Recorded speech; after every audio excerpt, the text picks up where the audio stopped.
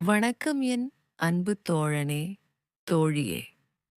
மீண்டும் உன்னுடன் உரையாடும் இந்த தருணம் எனக்குள் ஓர் அமைதியையும் சந்தோஷத்தையும் ஏற்படுத்துகிறது.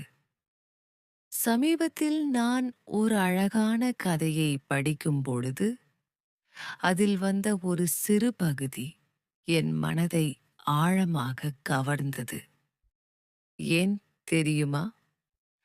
அந்த கதையின் சிறு பகுதியில் வாழ்க்கையில் நாமெல்லாம் ஒருபோதாவது எதிர்கொள்ளும் ஒரு உண்மை சித்தரிக்கப்பட்டிருக்கிறது. குழப்பமான நேரத்தில் நாம் எவ்வாறு வழியை கண்டுபிடிக்கிறோம் என்பதை குறித்துணர்த்தும் ஒரு நேர்த்தியான நிகழ்வு. அந்த கதையின் மையக் கதாநாயகி நமக்கெல்லாம் பரிச்சயமான அழகிய தமயந்தி. அவளின் அழகு உலகையே வியக்க வைத்தது. பலர், அதிலும் தேவர்கள் கூட, அவளை திருமணம் செய்து கொள்ள ஆசைப்படுகிறார்கள். ஆனால் தமயந்தியின் உள்ளம் ஒருவரிடம் மட்டுமே, நளனிடம். தமயந்தியின் தந்தை அவளுக்காக ஒரு சுயம்வரம் ஏற்பாடு செய்கிறார். அந்த சுயம்வரத்தில் நளனும் பங்கேற்க வருகிறார். இது அறிந்த இந்திரன் நளனாகவே தோன்றி அந்த மாலையை பெற நினைக்கிறார்.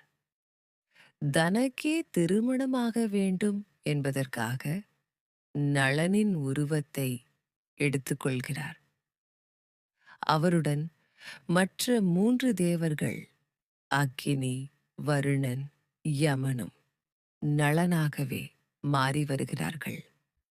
சுயம்வர மண்டபத்தில் 4 நளர்கள், ஒவ்வொருவரும் ஒரே உருவம். இது ஒரு பெரும் குழப்ப நிலைதான். யார் உண்மையான நளன்?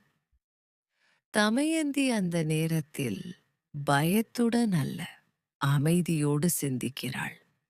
அவள் மனக்கண் திறக்கிறது.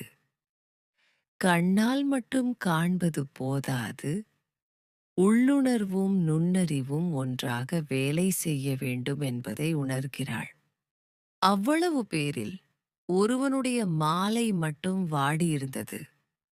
மற்ற 3 மாலைகள் செழித்திருந்தன. ஏனென்றால் அவர்கள் தேவர்கள். பூவும் வாடாது. ஆனால் உண்மையான நளன் ஒரு மனிதன். அவனுடைய மாலை நேரத்தோடு வாடியிருந்தது. இதுதான் உண்மையை சொன்னது. அந்த சின்ன சின்ன விபரங்களை நுண்ணறிவால் காண்பதே அறிவு. தோழனே, தோழியே, நாம் வாழ்க்கையில் குழப்பமான நிலைகளில் சிக்கிக்கொள்ளும் நேரம் வரும். நாம் யாரையும் நம்ப முடியாத மாதிரி இருக்கும். ஆனால் அந்த நேரத்தில் நமக்குள் இருக்கும் அமைதி, நம்முடைய உள்ளுணர்வு, நம்முடைய நுண்ணறிவு, இவையே நமக்கு வழிகாட்டும். அதுதான் தமயந்தியின் கதையினூடாக நாம் கற்றுக்கொள்ள வேண்டிய பாடம். அமைதியாக சிந்தி. தீர்வு உன் உள்ளத்தில் உள்ளது. ஒவ்வொரு குழப்பத்திற்கும் தீர்வு இருக்கிறது. ஒவ்வொரு இருட்டிற்கும் ஒளி இருக்கிறது. மலரட்டும் உன் நாள்கள். விழுமியமாய் அமையட்டும் உன் பயணம். தொடரும் உன் தோழியின் வாழ்த்துக்களுடன்